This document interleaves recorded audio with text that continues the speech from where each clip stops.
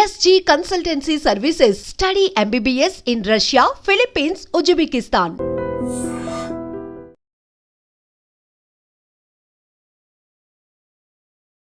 నమస్తే, welcome to I time. మనతో పాటు కేసీఆర్ దోస్త్ అట్లాగే బీజేపీ నాయకులు రాజయ్య గారు ఉన్నారు. నమస్తే సార్, బాగున్నారా సార్? బాగున్నామా. ఫస్ట్ మిమ్మల్ని చూడంగానే మంచిగా ప్లెజెంట్గా అనిపిస్తుంది. ఏ ముచ్చట పెట్టినా కూడా మంచిగా ప్రాపర్గా చెప్తారు అనే ఫీలింగ్ అయితే ముందే ఉంది సార్. అంటే నేను ప్రాపర్గా చెప్పకుంటే ఉన్నదా చెప్తూనే ఉన్నా. పక్కాగా చెప్తారు సార్, నో డౌట్. ఏ దాపరికం లేకుండా కుల్లం మాట్లాడతారు. Yes sir. సార్, ప్రస్తుతం మీరు చూస్తున్నారు రాష్ట్రంలో ఏం జరుగుతుంది ఏంది అనేది. ఫస్ట్ మొదటి ముచ్చట ఏంది అంటే ఈ phone tapping. Phone tapping. Sir, మీ ఫోన్ కూడా ట్యాప్ అయి ఉంటుందా? నా ఫోన్ ట్యాప్ అయితే నాకేం నష్టం, నాది ఏం పోతుంది? వాళ్ళ పరువు పోతుంది. ఏమన్నా మాట్లాడేది వాళ్ళని తిట్టే మాటలు ఉంటాయి, వాళ్ళ పొరపాటును మాట్లాడేది ఉంటుంది. ఏదన్నా వాళ్ళ మంచితనం ఉంటే మంచితనం చెప్తా, చెడుతనం ఉంటే చెడుతనం చెప్తా. దానికి ఉదాహరణ ఏంటంటే కేసీఆర్ గారి మీద ఒక సినిమా తీస్తానట. సినిమా తీస్తా ఆ సినిమాకు సంబంధించి తీసేటోళ్ళు నా దగ్గరికి వచ్చిండ్రు. వాళ్ళు చాలా రోజులు టైం అడిగి ఇది అడిగి అది అడిగి వినయ్ భాస్కర్ ద్వారా మా ఆయన దగ్గరికి వచ్చిండు. వస్తే నేను మా ఇంటికనే టైం ఇచ్చిన. ఒక 5 గంటలు కూర్చున్నారు నా దగ్గర. వాళ్ళు అనేక విషయాలను వాళ్ళని చూస్తే మాట్లాడబుద్ధి అయింది. నేను మాట్లాడినా, నా జీవితం చెప్పిన, వాళ్ళు వచ్చిన విషయం నాకు చెప్పిర్రు. మిమ్మల్ని ఎవ్వరు పంపిన్లు అని అడిగిన నా దగ్గరికి. మిమ్మల్ని ఎవరు పంపిన్లు? కేసీఆర్ గారికి నేను దూరమైన, ఆయన పార్టీలో నేను లేను. పోతే ఆయన కొద్దిగా పరువు సంబంధించిన విషయాలు కూడా నేను మాట్లాడినా. నా దగ్గరికి వస్తే మీకేం దొరుకుతుంది నచ్చింలో అంటే నిజం దొరుకుతుంది నచ్చిన అన్నారు. నిజం దొరుకుతుంది అనేందుకు కూడా మీకు ఎవరో చెప్పాలి కదా. అంటే కేటీఆర్ గారే మీ దగ్గర బొమ్మనంలో అన్నాడు. కేటీఆర్ అంటే ఆయనే మీ దగ్గర పోతే రాజయ్య గారు ఏదన్నా ఉంటే, రాజయ్య యాదవ్ నాన్న విషయం అని ఉంటే ఉన్నది ఉన్నట్టుగా చెప్పగలుగుతాడు.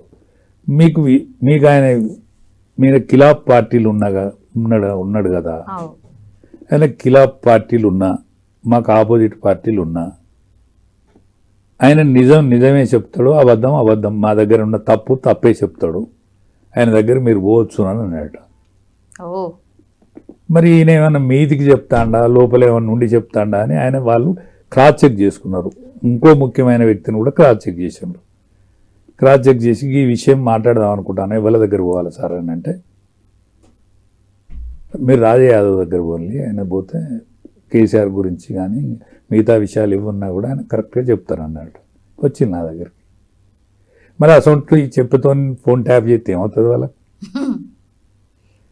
ఎవరన్నా బ్లాక్మెయిల్ చేసి ఎవరన్నా ఇబ్బంది పెట్టి మమ్మల్ని ఏమన్నా ఇబ్బంది పెడతాలో, మా లోతుపాతులు ఏమన్నా తెలుసుకున్నట్టు ఎవరన్నా ఉన్నారో, మా పొరపాట్లను ఎవరన్నా గ్రహిస్తాలో అని ఆలోచన ఉన్నోళ్ళు ఫోన్ ట్యాపింగ్ గురించి వాళ్ళ ఫోన్లు ట్యాప్ చేస్తారు. వాళ్ళు ఫోన్ ట్యాప్ చేసే అంత ద్రోహం ఇంకేది కాదు. అంతరంగికంగా తొంగి చూసినట్టే కదా. అంతే, సింపుల్ సార్. అంతరంగికంగానే తొంగి చూసే అధికారం ఎవ్వనికి లేదు కాక లేదు. తల్లి సీక్రెట్ ఉంటుందమ్మా ఒకటి, భార్య సీక్రెట్ ఉంటుంది ఒకటి. ఆ మానవుల నుంచే పుడతాడమ్మా మనిషి. ఆనాడు పసిపిల్లగాడు యోన రక్షించిన కడుప తెలియదు ఆ పిల్లోనికి.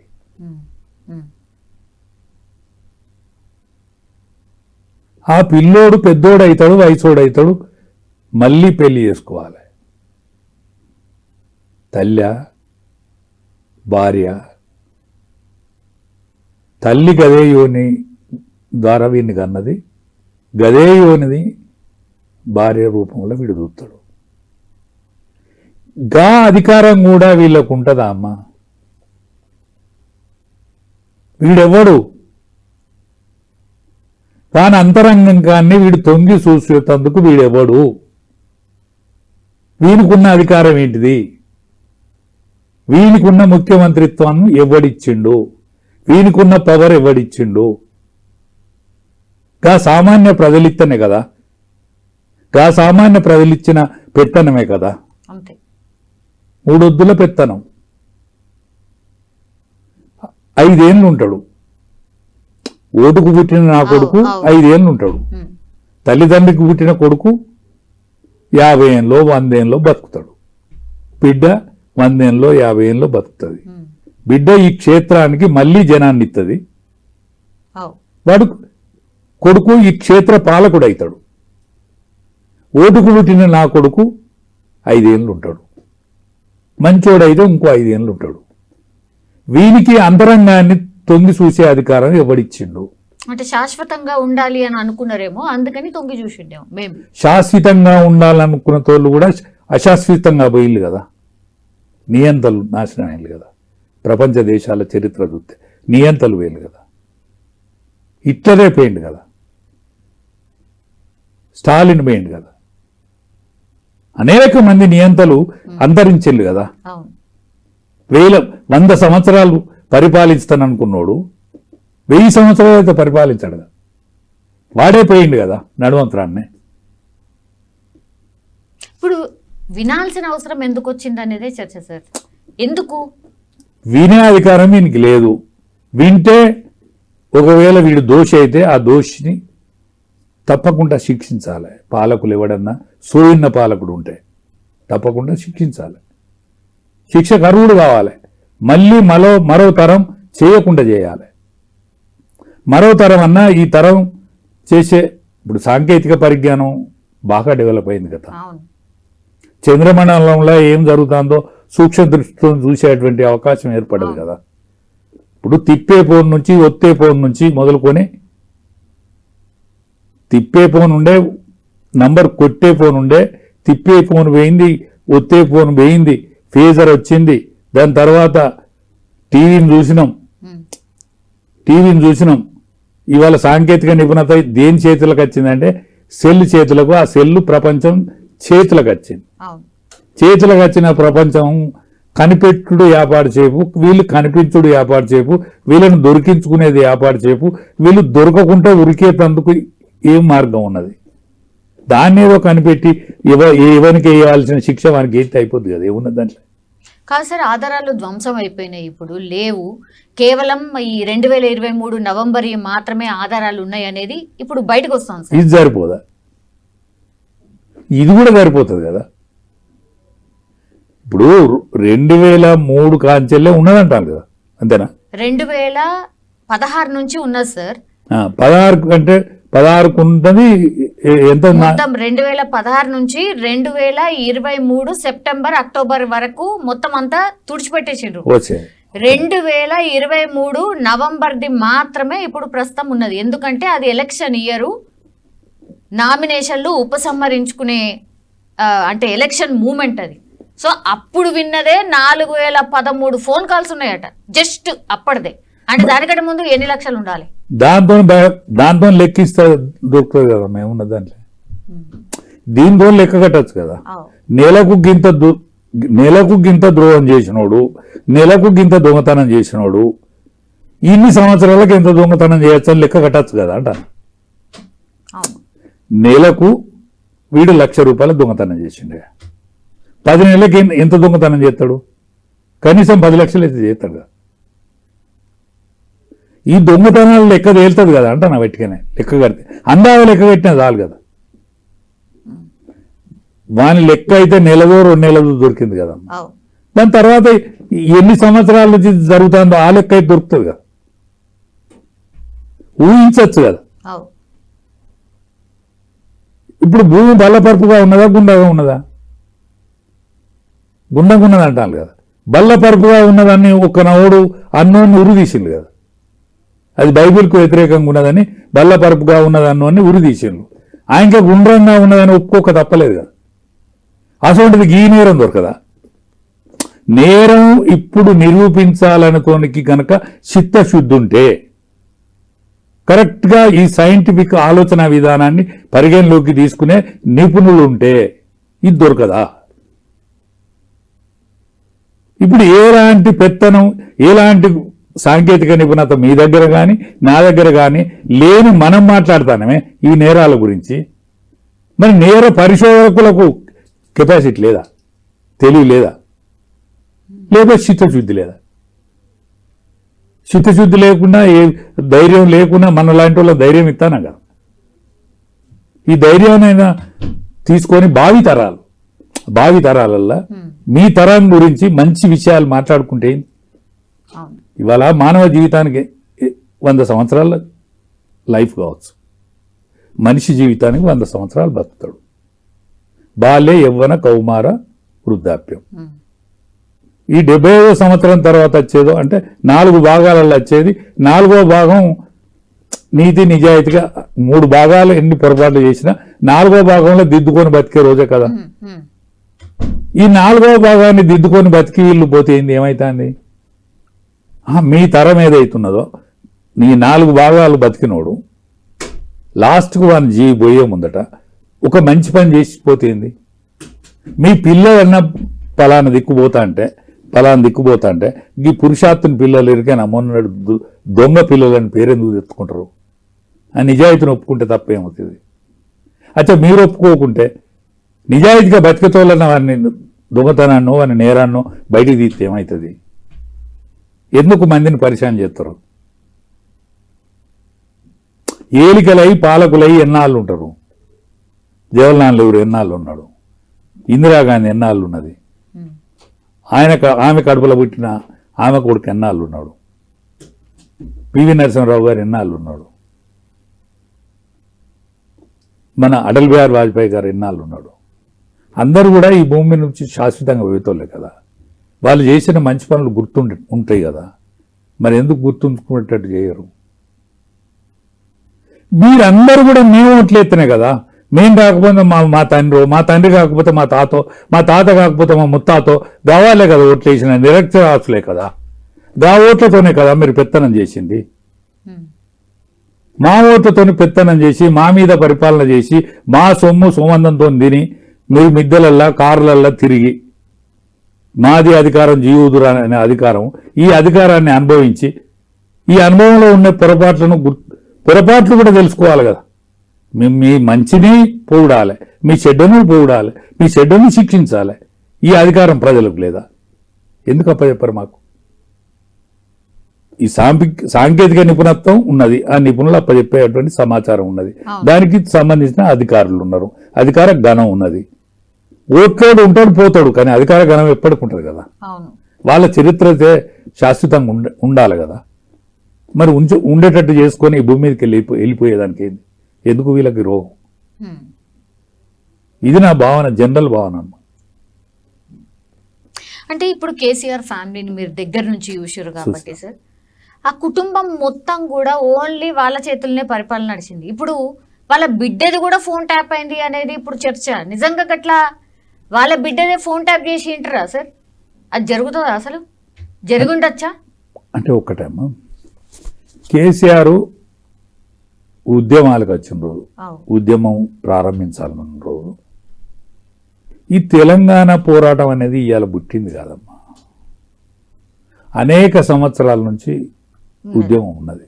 అంటే కలిసిన నాటి నుంచే మా తెలంగాణ వేరు కావాలని ఉన్నది. చెన్నారెడ్డి ఒకటి చేసిండు అని అంటారు. చెన్నారెడ్డి పోరాటం మొదటి పోరాటం చేసిండు అని అంటారు.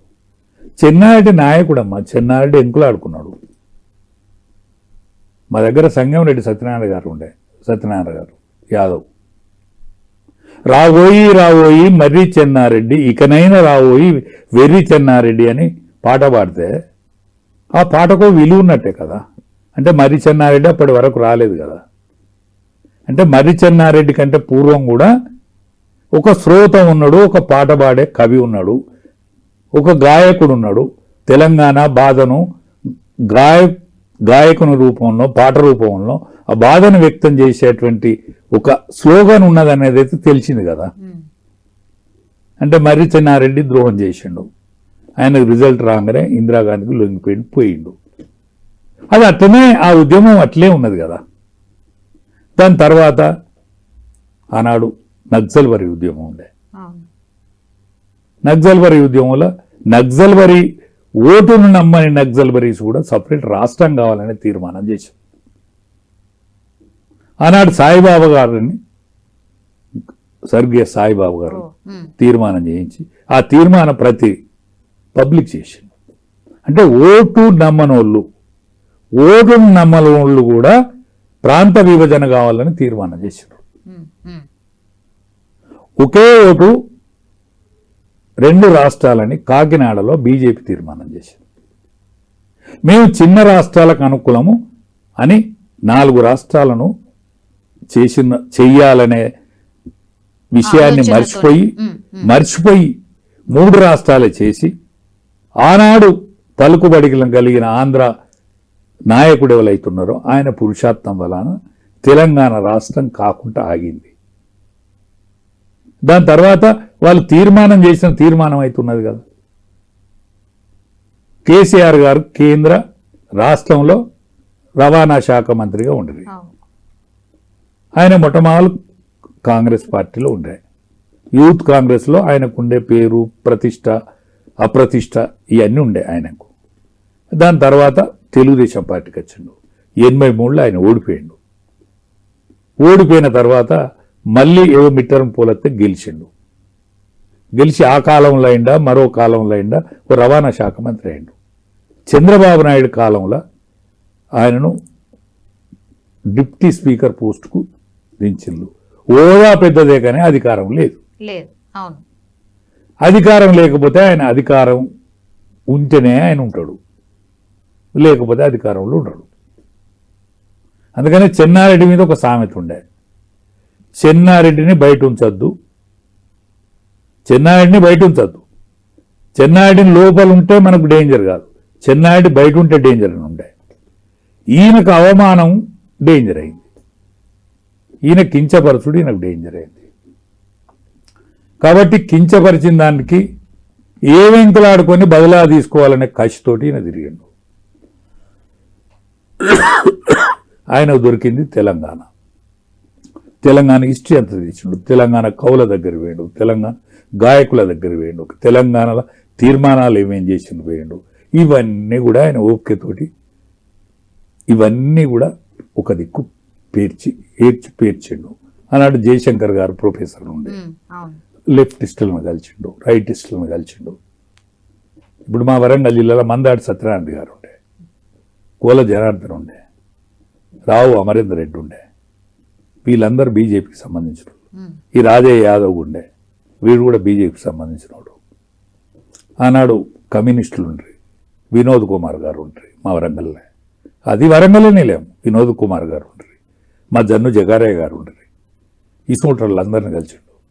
లెఫ్ట్ భావజాలం ఉన్నారు, లెఫ్ట్ను విభేదించిన వాళ్ళు బయటకు వచ్చి లెఫ్ట్ను కొనసాగలేకనో, ఆరోగ్య పరిస్థితి సహకరించకనో, లేకపోతే లెఫ్ట్లో కొంత తేడా వచ్చిన వాళ్ళు అసొంటి వాళ్ళను ఇప్పుడు మా అది వరంగల్ ఆయనే ఎవరు మన గాదే ఇన్నారెడ్డి గారు, గాదే ఇన్నారని కలిసిండు. అనేక మందిని కలిసి కూడా తీసి దీన్ని ఒక దిక్కేసి ఎంప్లాయ్మెంట్ లెవెల్ ఉన్నారు, ఎంప్లాయీలు బాధతోటి ఉన్నారు. విద్యార్థి లోకం ఎట్లున్నది అన్నాడు. విద్యార్థి లోకం అలజడైంది, ఏవి ఆలోచన అయింది. రాడికల్ మూమెంట్ తక్కువ ఉండే, రాడికల్ మూమెంట్ తగ్గింది. కానీ వాళ్ళు ఎవరు నారాజ అయి ఉన్నారు. వీళ్ళందరినీ క్రోడీకరించగలిగిండు. దానికైనా కెప్టెన్సీ వహించిండు.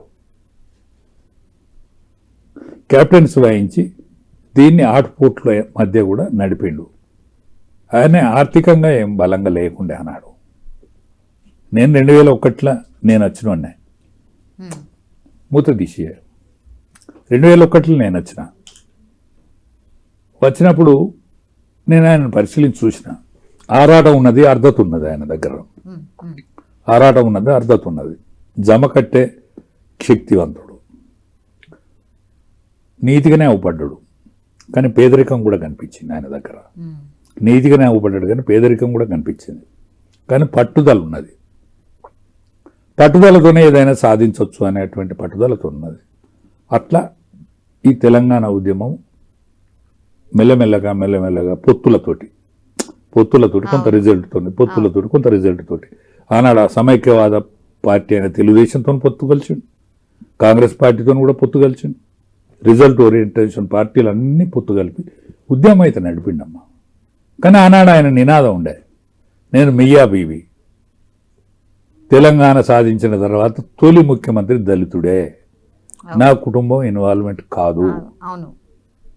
ఈ చెప్పినాక వచ్చిన కుటుంబంతో నచ్చిన సిక్కులు, వచ్చిన కుటుంబంతో నచ్చిన సిక్కులు, ఈ వచ్చిన కుటుంబం వట్టి ఉండలే, వచ్చిన కుటుంబం వట్టి ఉండలే, దరిద్రంతో బతికిన వాళ్ళు కాబట్టి లక్ష్మి కోసం ఎంకులాడుకున్నారు. ఆ లక్ష్మికి అడ్డదారులు దొక్కిండ్రు, తొక్కరి రేవు లేదు. మహిళామూర్తులను రెండు చేతులు జోడించి దండం పెట్టేటువంటి మహిళా మూర్తులను చీకొట్టేటువంటి పనులు కూడా ఆమె బిడ్డ చేసింది. వీళ్ళకేం పాడుబుద్ధి పెట్టింది, ఎవడేం చేస్తాడు అనేటువంటి ఆలోచన బయలుదేరింది. ఎవడేం ఆలోచన చేస్తాడు, సాటికి ఎవడు దాచుకుంటాడు, నేటికి ఎవడు దాచుకుంటాడు, మా గురించి ఏమనుకుంటాడనే పాడుబుద్ధి పెట్టి ఫోన్ ట్యాపింగ్ వ్యవహారం చేసిండు. ఫోన్ ట్యాపింగ్ అనేది ఒక నేరం చేయాలనే బుద్ధి ఉన్నోనికి, ఎవరైనా నేరం చేస్తానేమో తను కూడా నేరం చేస్తాడేమో అనేటువంటి ఆలోచన వస్తుంది. అంటే నేరానికి ఎంత సూనము, అపరిపక్వత, ఎంత చెడ్డ వాల్యూస్ ఉంటాయంటే నేరంలో మనోను కూడా సహించడు వీడు. నేరంలో మనోను కూడా సహించడు, ఇదేమీ ఉండదమ్మా. నేను ఒక విషయం చెప్పినా, దీనికి మీ టైం ఏమున్నదో ఏం కథ తెలియదు, చిన్నగా 1-2 నిమిషాలు చెప్తా. కొంతమంది దొంగలు బయలుదేరినట అనుకున్నారట ఒకసారి, అరే ఏడ దోషినా ఏం లేదు, హైదరాబాద్ పోవాలి, హైదరాబాద్ దోయాలి, కరీంనగర్ ఒకడు, మెదకోడు ఒకడు, నల్గొండ ఒకడు, వాడు వీడందరూ కలిసి చేసాం. హైదరాబాద్లోనైతే ఇక తనివి తీర పైసలు ఉంటాయి రా భయ్, భూముల పైసలు, జాగల పైసలు, ఇవ్వడి బ్రహ్మాండంగా సంపాదించవచ్చు అని అంత మూట కట్టుకొని పోతాను, బయలుదేరిపోతాను. నలుగురు దొంగతనం అందరు కలిసి చేసాం. ఇదే మెదక్ బాటంబడి పోతాను, ఇక్కడ మన కేసీఆర్ ఫామ్ హౌస్ ముందటి నుంచి పోతాను. అక్కడ వెనక ఒక ఆలోచన వచ్చింది వీళ్ళకు, అరే నలుగురు ఎందుకు ఒకరిని చావగొడదాం, ఈ బక్కుని చావగొడదాం రా, ఈ బక్కుని చావగొడదాం, మనం 3 పాలు పెట్టుకోవచ్చు. ఆలోచన వచ్చింది, ఆలోచన రాగానే మనం చంపి మన ఉసుకల పాత్ర పెట్టాం. రియాయ్ పరాగత్ మనం 3 మంచుకుందాం, నువ్వు పోయి కేసీఆర్ ఫామ్ హౌస్లో నువ్వు పనిచేసినావు కదరా, ఇదివరకు నువ్వు మందు కొట్టపోయినావు కదా, నీ భార్య అలానే పనిచేస్తాను కదా, నువ్వు ఆడికి పోయి అన్నం పట్టుకరా ఎట్లా చేసి 3 కలిసి అన్నం తిని ఈ ఉన్న సొమ్మంతా పంచుకొని ఏమని జాగ్రత్త పడిపోదాం అని అనుకున్నాడట. పోయి వాడు పరిచయం ఉన్నాడు, పోయి అందులో వచ్చిండు, ఎట్నో తిరగదు వచ్చిండు, సర్ది పట్టుకున్నాడు, వాడు ఆన్నే తిన్నాడు, వీళ్ళకు 3 సర్ది పట్టుకున్నాడు. 3 సర్ది పట్టుకొని తదిమా 3 కదా, మొత్తం ఇద్దరి సర్ది పట్టుకున్నాడు, వాడు ఒక్కడు తిన్నాడు, బయలుదేరినాక వీళ్ళిద్దరూ ఆడి పోగానే, అరే ఇక మాకు బాయిలో దిగచ్చేటట్లేదురా, ఎందుకంటే నువ్వైతే బాయిలో బక్కకున్నావు, దిగుతావు, ఎక్కుతావు, మేము వడిగా పాడైనాం, మళ్ళీ మాకు ఇదంతా ఆగం ఉన్నావురా, నువ్వు బాయిలో దిగు అన్నట్లు. బాయిలో దిగి వాయు రాయి తీసింది, వాళ్ళు చంపారు. ఎందుకంటే మనం 2 బాళ్ళు పెట్టుకున్నాం, 2 బాళ్ళు పెట్టుకున్నామని వీళ్ళు పరాగత కూర్చొని మంచిగా అన్నం తింటారు. అన్నం తిని వీళ్ళు చచ్చారు. ఎటు వచ్చిళ్ళు, నేను ఒక్కనే తినాలి దాన్ని, ఆ సొమ్మంతా నేను ఒక్కనే తినాలని వాడు మందు కలుపుకొచ్చింది అంటే.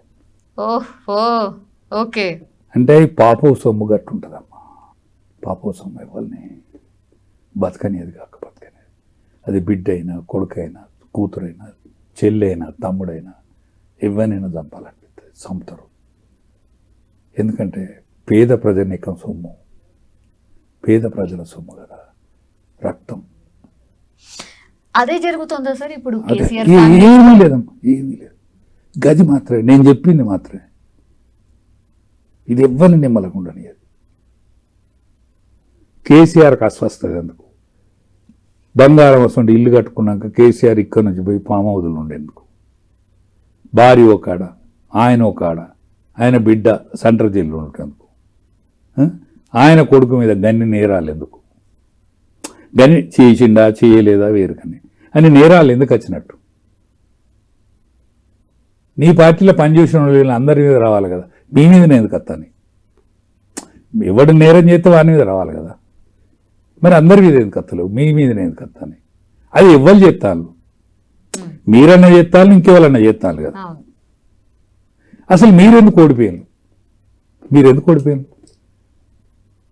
ఓనాడు మీ దగ్గర పైసలుండి గెలవలేదే, మీకు ఆయువైన కారే లేదే, అయినా తెలంగాణ వచ్చింది. ఆ తెలంగాణ వచ్చేదంటే నువ్వు లేవే, తెలంగాణ వచ్చేనాడు నువ్వులు కూడా లేవు కదా. కేసీఆర్ గారు, మీరు నేను ఇద్దరం ఒకటే రూములు ఉన్నాం కదా. సుష్మా స్వరాజ్ కదా లొల్లి పెట్టింది అక్కడ. నేను శిరోముండనం చేసుకొని పార్లమెంట్ ముందట ధర్నా చేస్తా అని సుష్మా స్వరాజ్ కదా లొల్లి పెట్టింది. నా పార్టీలో నా మీద పొగబాంబులు ఎత్తాను సుమా, మీరు సమర్థిస్తానంటే నేను బిల్లు పెడతానని సోనియా గాంధీ అన్నది కదా. అన్నా నువ్వు పోరాదే, చర్చ జరుగుతుందని నేనన్నా కదా నీతోటి. అంటే ఒక్క పోషిగాని నేను పోతే ఊదు కాలేదు పీరు లేవదని అన్నావా లేదా?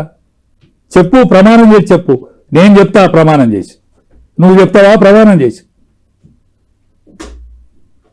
మళ్ళా రాజ్యసభ నాడు మన రాజ్యసభలో మన బలం లేదు కదా. రాజ్యసభ బిల్లు అరుణ్ జైట్లీ దగ్గరికి ఎవరు వీళ్ళు? విద్యాసాగర్ రావు మాజీ పార్లమెంట్ సభ్యులు, మాజీ గవర్నర్ గారు, మహారాష్ట్ర మాజీ గవర్నర్ గారు పోయింది కదా. ఇప్పుడున్న డిఫెన్స్ మినిస్టర్, అప్పుడు పార్టీకి ప్రెసిడెంట్, ఆయనతో లొల్లు పెట్టుకున్నాడు విద్యాసాగర్ రావు కదా. మనం ఉంటివా ఆడ? మనం ఉన్నావా? నువ్వు అరుణ్ జైట్లీ దగ్గర కూడా బలివిటికి వచ్చినావు కదా. నువ్వు వినోద్ సారు బదిలాడితే నువ్వు కేకే మీరందరూ వస్తే మీ ముందట్టే అరుణ్ జైట్లీ గారు రాజ్నాథ్ సింగ్ గారు ఫోన్ చేసి బిల్లు మీరు ఏది ఫైనాన్స్ బిల్లు మీద మీరు చర్చిస్తే పార్లమెంట్లో ఆమోదమైన తీర్మానం, తెలంగాణ తీర్మానం వచ్చింది. మీరు కనుక ఆర్థిక బిల్లు మీద చర్చ చేస్తే ఈ చర్చ కోసమే టైం అయిపోతుంది, ఈ బిల్లు మూలకు పడుతుందని అంటే నువ్వు నిరాశ చాలించుకున్నావు కదా, ఇది అయ్యేది కాదు పోయేది కాదని. నేను అక్కడనే ప్రత్యక్ష సాక్షిని కదా నీతో పాటు. విద్యాసాగర్ రావు లేకపోతే మనకు తెలంగాణ వచ్చినా? ఇవన్నీ చెప్పొద్దా? నేనే కర్త కర్మక్రియ, నేనే తెలంగాణ తెచ్చిన, నువ్వు తెలంగాణ తెచ్చినావు, నీ బిడ్డ నేను గాంధీని చేస్తుంది, ఇంకేడన్నా కాదు గాంధీ అని. ఆనాటి గాంధీ స్వయం ప్రకటిత గాంధీ, ఆనాటి గాంధీ మహాత్మ అనేది స్వయం ప్రకటితం. ఆజాద్ హిందూ ఫోర్స్ని ఏర్పాటు చేసిన సుభాష్ చంద్రబోస్ ఎక్కడ వేయండు? ఉరికొయ్యకు వేలాడిన భగత్ సింగ్ ఎక్కడ వేయండు? రాజ్గురు ఎక్కడ వేయండు? సుఖదేవ్ ఎక్కడ వేయండు? ఆయన ఎక్కడ? ఆయన ఏం చేసిండు? ఒక్కోటి రాని నెహ్రూను ప్రధానమంత్రి చేసిండే ఆ పురుషాత్తుడు. ఆయన మహాత్మా గాంధీ, ఆయన మన మహాత్మా గాంధీ. కోటు తోడుకున్నా వాని మాట నడుతుంది, అంబేద్కర్ మాట నడుతుంది. నేను కోటు ఇటు చేస్తానన్నా నాది నడుతుందేమో అని అనుకొని కోటు ఇటు చేతివి, అంగిటి చేతివి, మందిలో వెళ్తివి, అంబేద్కర్ని ఆగం పట్టిత్తివి. అంబేద్కర్ విగ్రహాలు ఉంటానే అయ్యాలా దేశంలో? నీ విగ్రహాలు ఉంటానే. గాంధీ విగ్రహం ఏది? కొత్తగా పెట్టినోడు ఎవడు ఉన్నాడా? ఇందిరాగాంధీ విగ్రహం పెట్టినోడు ఉన్నాడా? అదే అంబేద్కర్ విగ్రహం మూల పోతుందే. దానికి కారణం ఏంది? ఈ మూర్ఖు అనుకోవాలి. అంబేద్కర్ ఏ పదవులు చేయకున్నా అంబేద్కర్ యొక్క నిజాయితీ ఊరూర దాటుతుంది. అలా గాంధీ వేయండు, నెహ్రూ వేయండు, ఇందిరా గాంధీ వేయింది, అందరు గాంధీలు వేయి, అంబేద్కర్ నిలబడతాడు. ఎన్నడైనా నిజాయితీ నిలబడుతుంది. దానికోసం ఆలోచించారు. తెలంగాణ సమాజం అనుకోవాలి కదా సార్. నిజంగా మీరన్నట్టుగా బిడ్డ ఎట్లా అంటది? తెలంగాణ సమాజం నుండి గాంధీ అనాలి. నిన్ను అందరూ కావచ్చు, నిజమైన నీ కృషి ఎంతున్నదో నీకెరక, దగ్గరున్న మాకెరక. మనం 5 జైలుకు పోయినాం కదా, 5 రోజులు తెలియని రహస్యం ఏమైనా ఉంటుందా? మాకెరక మీకెరక. కానీ మనకంటే ముందు 1200 మంది ప్రాణం తీసుకున్నారే, 360 మంది ప్రాణం తీసుకున్నారే. అందులో ఎవరిని పాలు ఉన్నాడా? మన పార్టీలోడు ఉన్నాడా? టీఆర్ఎస్ పార్టీలోడు ఉన్నాడా అన్నాడు. సచిన వాళ్ళలో మన పార్టీ వాళ్ళు ఎంతమంది, పేదోళ్ళు ఎంతమంది? శ్రీకాంతాచారి మనోడా? శ్రీకాంతాచారి మనోడా? జయశంకర్ గారు ఏడున్నాడు? ఏ పదవి అనుభవించండి? ఏడున్నాడు ఆయన? నరసన్న మాతో పాటు జైలుకి వచ్చిండు. అవమాన భారంతో కుంగిపోయి చచ్చిపోయిండే. అవును. ఇవన్నీ చరిత్ర, ఇవన్నీ లెక్కేసుకోరా. నీ కొడుకు చుట్టూ, నీ బిడ్డ చుట్టూ దిక్కు వేళ తిప్పుడు ఏంటంటే మీడియా తిప్పుడు, మాటోళ్ళు ఓరుడు. ఈ దుర్గతి ఇది. అంటే అట్లా కాదు సార్. ఇప్పుడు కవిత గారేమో తెలంగాణ జాగృతి అనుకుంటూ ఇవి 2 కళ్ళు అంటున్నది. ఒకటేమో బీఆర్ఎస్ అయితే, ఇంకొకటేమో తెలంగాణ జాగృతి, ఇంకో కళ్ళు అంటోంది. తన పని తను చేసుకుంటూ వెళ్ళిపోతుంది. ఎటుకుతుంది, ఈడి దీన్నే తిరుగుతుంది. మీరు పోతుంది అనుకుంటాను, ఎక్కడికి పోతలేదు, యాడికి తిరుగుతలేదు. అసలు తెలంగాణ జాగృతి అంటే ఏంటిది? ఆనాడు స్టూడెంట్ వింగ్ ఉండే, రైతు వింగ్ ఉండే, బీసీ వింగ్ ఉండే, రిటైర్డ్ ఆఫీసర్స్ వింగ్ ఉండే, ఆఫీసర్స్ వింగ్ ఉండే, ఉద్యోగస్తుల వింగ్ ఉండే. ఆ వింగులో ఇది ఒకటి జాగృతి వింగు. జాగృతికి మీరు ఏంటిది? ఎట్టపట్టేదారులు. అది బహుజనుల బతుకమ్మ. విమలక్క నేషనలిస్ట్.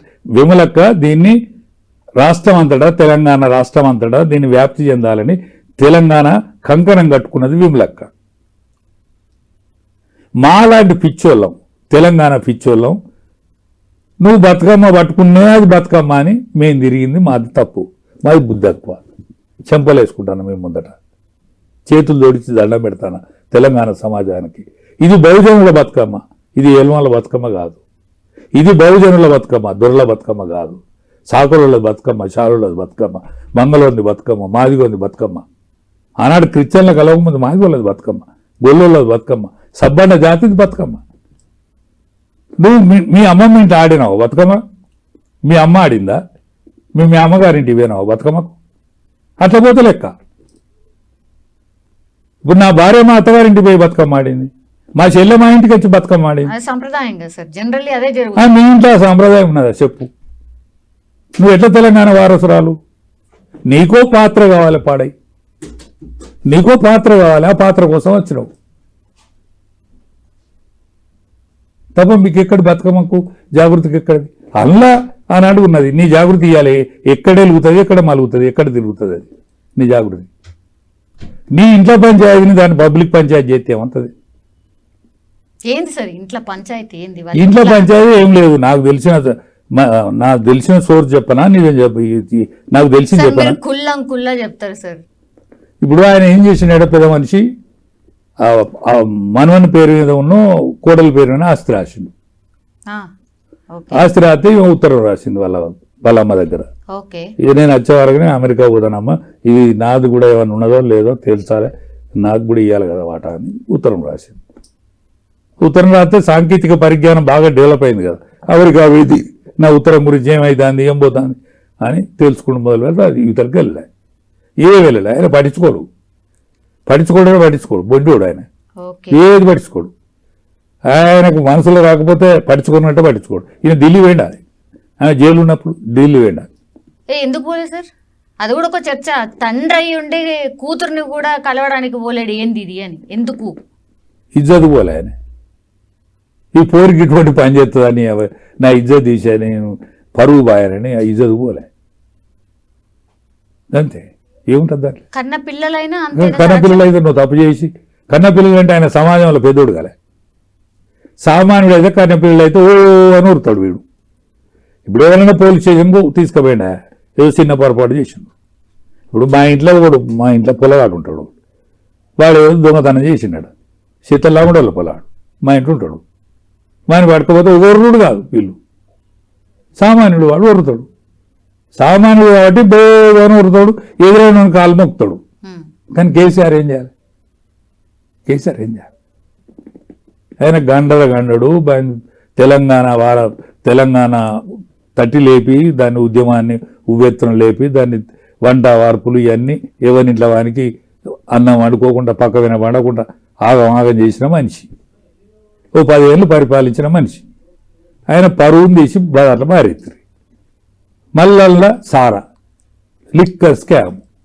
ఆ స్కామ్ ఏదైనా మంచి స్కామ్ అయితే బోవు కావచ్చు, స్కామ్లలో మంచి స్కామ్ ఉంటుంది ఉంటుంది కదా, ఓ లెక్కగా వచ్చే స్కామ్ ఉంటుంది కదా. ఇప్పుడు ఆడవాళ్ళు చేయాల్సిన స్కామ్ అమ్మ.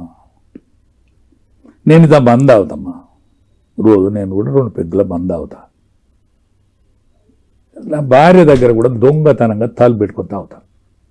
ఏమో ఇష్టం ఉండదో పెళ్లి చేసుకున్న కాంచికి ఇదే తీరుగుడా దిక్కు వెళ్ళది. 50 ఏళ్ళ నుంచి 70 ఏళ్ళ కనుక కేసీఆర్తోనే ఉంటుంది. పిల్లలకి ఏమైనా ఇంత సంపాదన మంచో చెడ్డో చేసేటువంటి వయసు నాశనం అయిపోయాయి.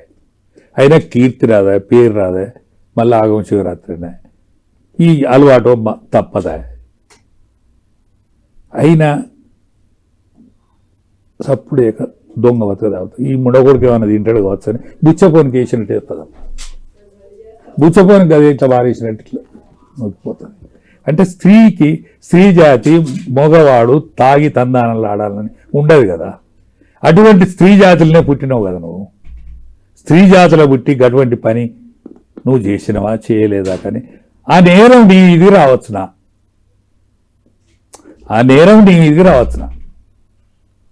నువ్వు తిహారీ జైల్లో ఉండొచ్చునా. తెలంగాణకు మొదటి ఛాంపియన్ నువ్వే కదా. తెలంగాణలో ఒక స్త్రీమూర్తి ఇటువంటి పని చేసి గన్ని రోజులు జైలు ఉన్నదా. ఇక కేసీఆర్కు కడుపులో మంట ఉండకపోతే ఏముంటుంది, బాధ ఉండకపోతే ఏముంటుంది. ఈ నగ్న సత్యాలమ్మా నిజం. ఏ సామాన్యునికైనా అదే బాధ ఉంటుంది, పెద్దోనికైనా అదే బాధ. కాదు సార్, ఇప్పుడు ఆస్తుల పంచాయతీ అనుకోలే ఎవరు కూడా, పదవుల పంచాయతీ అనుకున్నారు. ఇప్పుడు పదవులు ఏముండేపటికే, పదవులు ఏమున్నాయి ఇప్పుడు, ఆస్తులే. పదవులు మీకు వచ్చేది లేదు, సచ్చేది లేదు. ఇవి వచ్చే కాడికి వచ్చినాయి. ఇక మీరు ఆ పదవి జోలికి రారు, ప్రజలు రానియరు. మొన్న మీరు పైసలు లేకనా మీరు ఓడిపోయింది, పైసలు ఉన్నాకనే కదా ఓడిపోయింది. పైసలు లేని నాడు గెలిచారు, పైసలు ఉన్నాక ఓడిపోయారు. అంటే ఇక పదవులు ఇంకా వస్తాయా మీకు? ఈ రేవంత్ రెడ్డి గెలిచిండా, మీరు ఓడిపోయింది. రేవంత్ రెడ్డి గెలవలే, మీరు ఓడిపోయింది. అన్నీ కానీ పురుషాతుడి కుటుంబం రావద్దంటే మీరు ఓడిపోయింది. రేవంత్ రెడ్డి గెలవలే. రేవంత్ రెడ్డికి ప్రజాబలం లేనోడు. ఆయన ఢిల్లీకి కాంగ్రెస్ పార్టీకి ఏమైతే అక్కేరు ఉన్నదో ఆ అక్కేరుని సమకూర్చి ఆయన ముఖ్యమంత్రి అయింది. ఎందుకంటే కాంగ్రెస్ పార్టీని పట్టుకొని ఏడ్చిన వాళ్ళు చాలా మంది ఉన్నారు. వాళ్ళు ఏం కాలే. ఇవాళ ఉప ముఖ్యమంత్రి అయిండే నావతగా ధోతి కట్టుకుంటాడు. ఆయన ధోతి చేతులున్నది, ఆయనకు ధోతి మాత్రమే చేతులున్నది. అంతకంటే ఏం కాలే. ఆయన ముఖ్యమంత్రి కావాలి. ఒక దళితుని ముఖ్యమంత్రి చేసిన పేరు నచ్చు కాంగ్రెస్ పార్టీకి. వాళ్ళకేం రోగం కంటే వాళ్ళ అక్కర తీరి వాళ్ళకి అక్కర ఆదుకున్నాడు కాబట్టి ముఖ్యమంత్రి చేసి అక్కర అయిపోయింది. ఇప్పటికైనా ఏమన్నా ఇంకో కొత్త ముఖ్యమంత్రిని, ఓ ఛాంపియన్ ముఖ్యమంత్రిని చేస్తే సరే. వాళ్ళు ఇవాళ వచ్చేది లేదు, పొయ్యనావే. ఆల్ ఇండియాలో వాళ్ళు కొవ్వొత్తు కరిగినట్టు కరుగుతాను. ఇక వాళ్ళు రాసికి వచ్చేది లేదు. కాంగ్రెస్ రాదు, నెక్స్ట్ బీజేపీ వస్తుందా సార్? బీజేపీ అంటే ఆల్ ఇండియాలో మీరు చూస్తే తెలుస్తాను కదా. ఆల్ ఇండియాలో దాని యొక్క ప్రభావం ఎంత బాగున్నదో తెలుస్తాను. దేశ రాజకీయాలలో ప్రప్రథమంగా మొట్టమొదటిసారి ఒక బీసీ ముఖ్యమంత్రి, మొదటిసారి, రెండోసారి, మూడోసారి బీసీ ప్రధానమంత్రి అయింది. వాళ్ళు బీసీ కులగణన, జనగణన, బీసీ కులగణన కూడా చేసే ఆలోచనలు ఉన్నారు. వాళ్ళు ప్రకటించారు కూడా, చేయబోతున్నారు. వాళ్ళు ఇవాళ మధ్యప్రదేశ్ సువిశాలమైన మధ్యప్రదేశ్కు ఒక యాదవ్ను ముఖ్యమంత్రి చేసిన ఒక బీసీ కులస్తుంది. జాట్స్ ఉండే రెడ్లు రావులు మన దగ్గర ఎట్టయితే పరిపాలించిన జాట్స్ పరిపాలించే కాడ ఒక సామాన్యుని బీసీని ముఖ్యమంత్రి చేసిండు. ఒక అస్సాంలో ఎస్టీ ముఖ్యమంత్రిని చేసిండు. ఒరిస్సానా అస్సామా, ఒరిస్సా అనుకుంటా, ఒరిస్సాలో బీసీ సామాజిక వర్గాన్ని, ఎస్టీ సామాజిక వర్గాన్ని రావులు పరిపాలించిన ఎస్టీ సామాజిక వర్గాన్ని చేసిండు. ఉత్తరప్రదేశ్ నేరాలకు నిలయమైనటువంటి కాడ ఒక సన్యాసి ముఖ్యమంత్రి. నెక్స్ట్ ఆయనే కదా ప్రధానమంత్రి. అవకాశం కనిపిస్తుంది.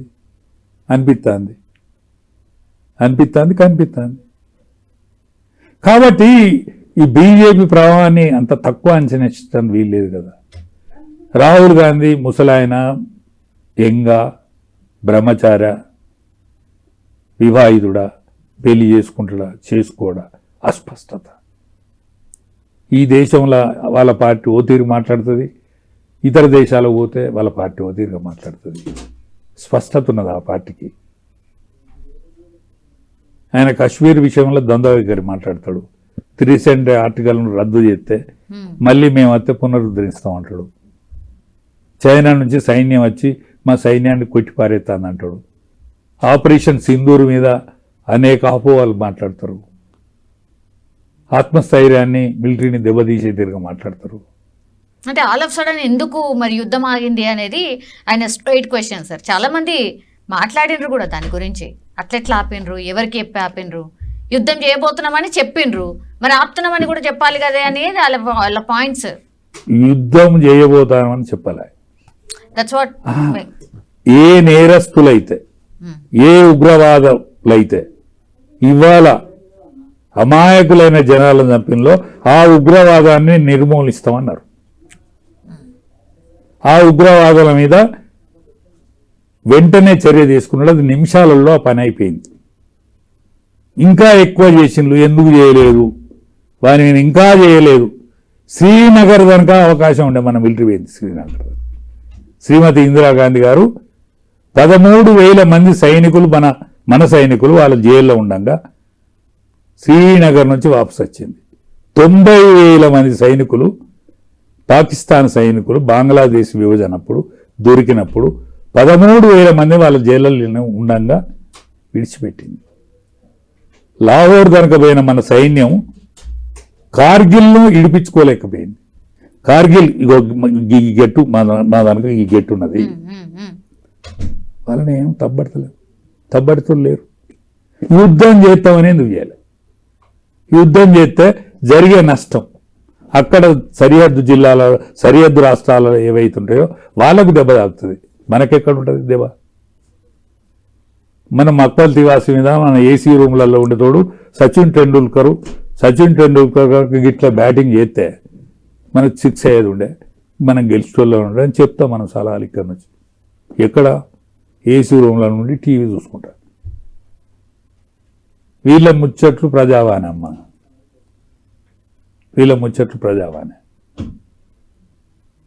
యుద్ధం నడితే ఏమవుతుంది, నడవకుంటే ఏమవుతుంది ఆలోచించుకోవాలి. ఆలోచించుకోవడం విజ్ఞుని లక్షణం. ఎట్లనే చేయనుండే అనుకుంది బయట మాట. కష్టపడేది లేదు,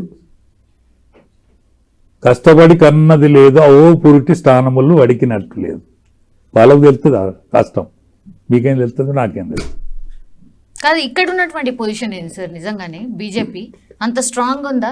ఏమో బాగా కొట్లాడుకుంటారు, ఒకళ్ళ మీద ఒకళ్ళు చాడీలు చెప్పుకోవడానికే సరిపోతుంది, ఇట్లా రకరకాలు ఉన్నది సార్ చర్చ. మరి ఒకటే అమ్మా సార్, వాతావరణం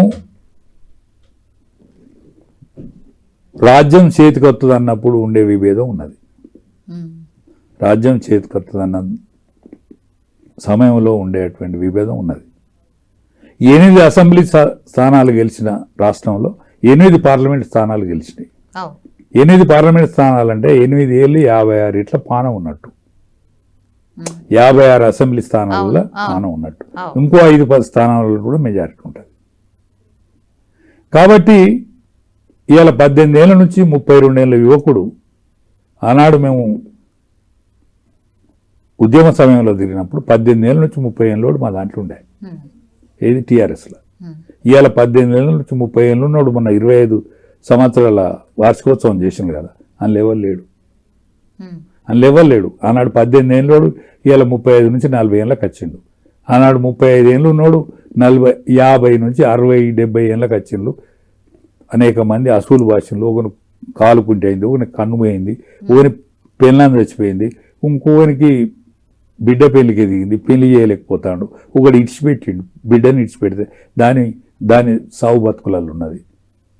ఇవన్నీ కష్టాలు అనుభవించే అటువంటి జనాలందరూ ఉన్నారు.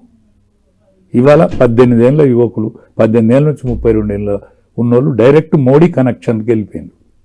కాబట్టి 18 ఏళ్ళు ఇవాళ ఎన్ని సీట్లు పార్లమెంట్ సీట్లు కలిసినాయంటే ఖచ్చితంగా ప్రాణం ఉన్నట్టే. ఇవాళ 12 రాష్ట్రాలకు జాతీయ పార్టీది, ప్రాంతీయ పార్టీ కాదు. ప్రాంతీయ పార్టీ అయితే వాడు కాకపోతే వాని కొడుకే కదా, వాని కొడుకు కాకపోతే మనవాడు, అంతేకాదు. ఇది అట్లా కాదు కదా. ఇది ఒక జెండాను ఆధారం చేసుకొని, ధ్వజమే మనకు ప్రముఖం అనేటువంటి ఆధారం చేసుకొని ఒక నిష్ఠతో బతికే పార్టీ. ఆ నిష్ఠ మీద నిందలేసుడు ఎందుకు? వాళ్ళదేందో వాళ్ళు చదువుకుంటారు, కరెక్ట్గా చేస్తారు, కరెక్ట్గా చేసినాడు వింటారు. సైనికుల బతుగా, వీర సైనికుల బతుగా వినేది బీజేపీ పార్టీ. మామూలుగా జనరల్ పబ్లిక్ ఏం మాట్లాడుతుంటారంటే సార్, ఏ పార్టీ చూసినా ఏం ఘనకార్యం ఉన్నది, అందరే ఉన్నారు, అందరు అట్లే ఉన్నారు, ఇంకో ఆల్టర్నేట్ పార్టీ రావాలి అనేది ఎదురు చూస్తున్నారు అనేది కూడా ఇంకో చర్చ సార్. ఒక్కటే అమ్మా, ఆల్టర్నేటివ్ పార్టీలు చాలానే వెళ్ళినాయి. కనిసిరామ్ పార్టీ వెళ్ళింది ఆల్టర్నేటివ్, కొత్త ఒరవడితోటి కనిసిరామ్ పార్టీ. ఆనాడు జయప్రకాష్ మూమెంట్లో వెళ్ళిన నాయకత్వం, ఇద్దరు ధ్వజం, యాదవ్ ధ్వజం వెళ్ళింది ఉత్తరప్రదేశ్ అండ్ బీహార్. అది కూడా పరిపూర్ణం కాలే. ఇవాళ మన భారత వ్యతిరేక భావానికి, అంటే భారత అస్తిత్వానికే వ్యతిరేకంగా ఒక డిఎంకే ఏడిఎంకే ఎదిగింది.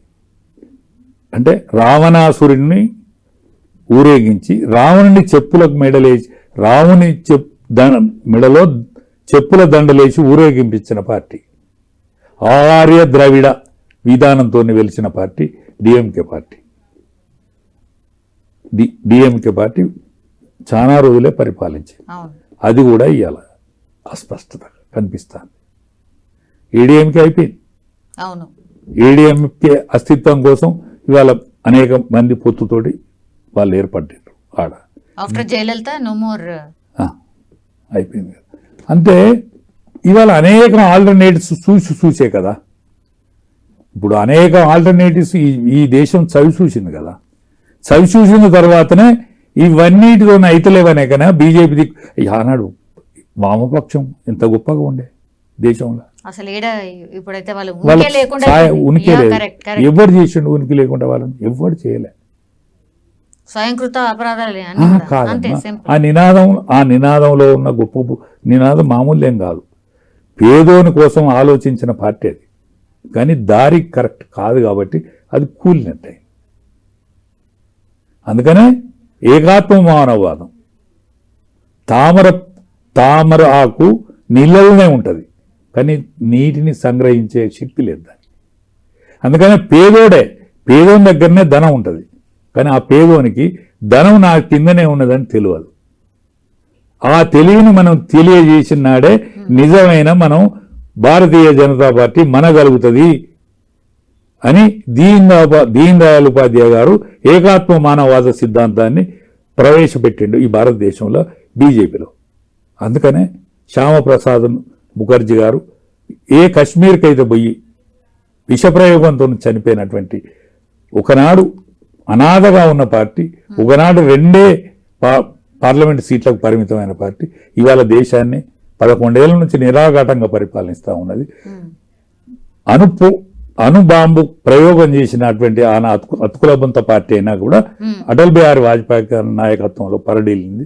ప్రపంచ దేశాలను మన దిక్కు చూసే తీరుగా చేసిన పార్టీ ఇవాళ ప్రపంచంలో ఒక వెలుగొందే పార్టీ. అందుకనే దానికి ఆ విలువ వస్తుందని నేను అనుకుంటాను నా బూట. ఇప్పుడు ఓవరాల్ గా చూస్తే మీకు ఏమనిపిస్తుంది? కేసులు అవి ఇవి మస్తుగా వస్తున్నాయి. కేసీఆర్ గారు విచారణకు పోయినరు, కాళేశ్వరం విచారణ అంటున్నారు, ఇప్పుడు ఫోన్ ట్యాపింగ్ అంటున్నారు, రకరకాలుగా ఏదో ఒకటి వీళ్ళైతే పక్కా జైలుకి అయితే పోతారు అనే భావన అయితే ఒకటి ఉంది సార్. మీకేమనిపిస్తుంది నిజంగానే? ఒక్కటేనమ్మా, కేసీఆర్ గారు ఒక మొండి మనిషి, విజ్ఞుడు కూడా, మనసున్న మనిషి కూడా. బహుపాత్రను అంటే ఏకపాత్రలో బహుపాత్రలు ఉంటాయి. ఆయన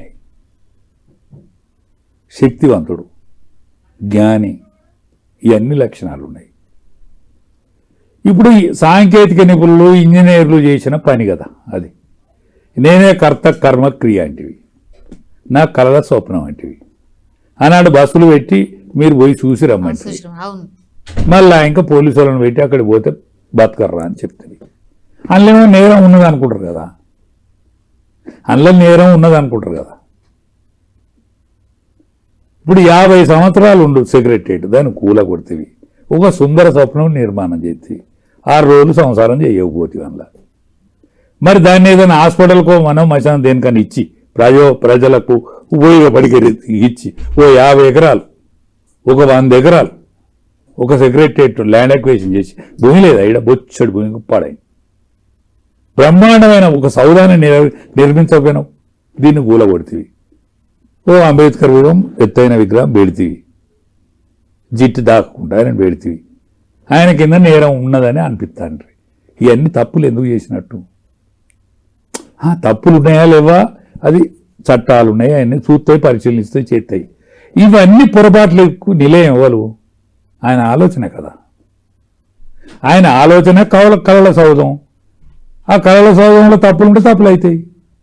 నేరం ఎవరు చేసినా, ఇంజనీర్ చేసినా, సాంకేతిక నిపుణుడు చేసినా దాన్ని అధికారాలను కూడా బదలాయించకుండా నువ్వు చేసినా అనుభవిస్తావు, నీ అల్లుడు చేసినా అనుభవిస్తాడు, నీ కొడుకే చెప్పే. నేను ఎవరిని ఆలోచించకుండా చేసిన, నేను కార్ రేసింగ్ చేసిన, ప్రపంచ దేశాల్లో శబాష్ అనిపించుకుంటా అని నేను ఒక్కరిని చేసిన, నేను కర్త కర్మక్రియని ఈయననే.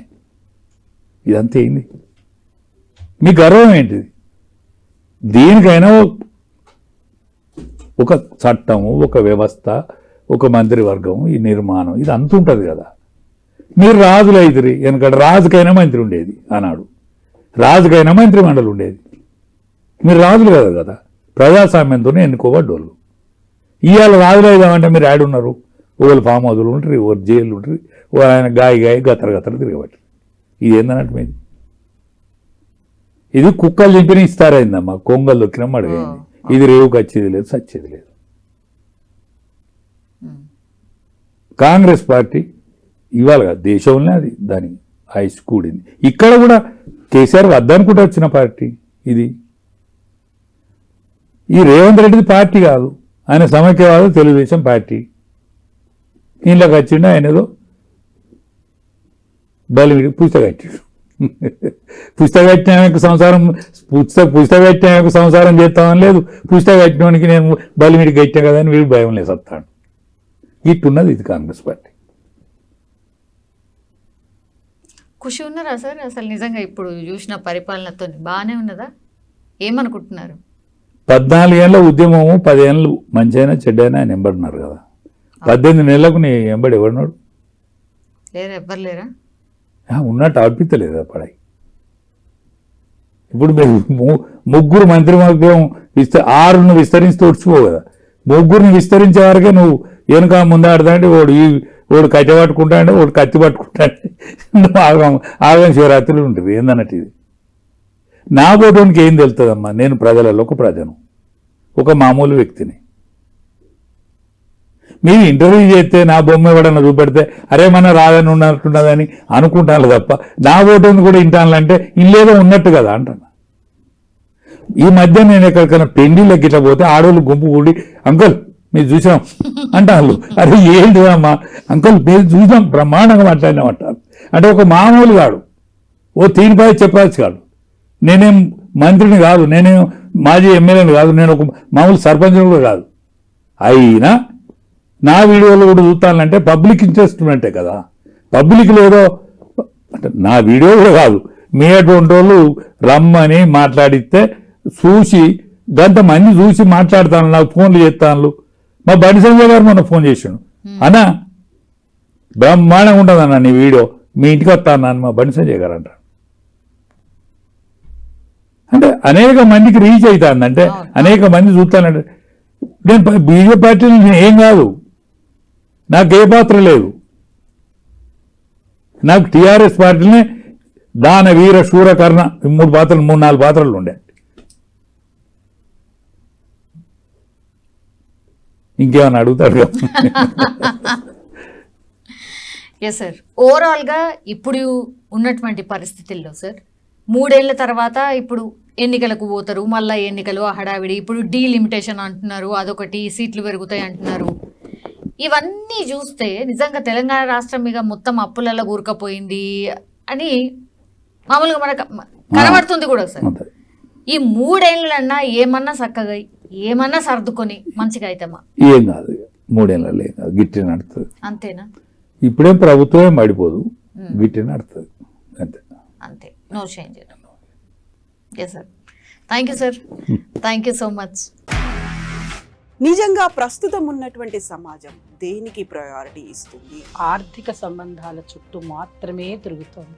మళ్ళీ ఎన్నికలంగానే చాలా విరక్తి కలుగుతాను. మంచి అనిపిస్తుంది కదా, లేడీస్ కూడా ఛాలెంజింగ్ జాబ్స్ చేసినప్పుడు చాలా బాగుంటది. ట్రాఫిక్ అసిస్టెంట్స్ గా నియమించిన ట్రాన్స్జెండర్స్ అందరితో సాల్యూట్ చేయించుకుంటున్నారు. ఫుడ్ డెలివరీ ఇవ్వటానికి వెళ్ళినటువంటి డెలివరీ బాయ్ అనిల్ పై కళ్ళ ముందు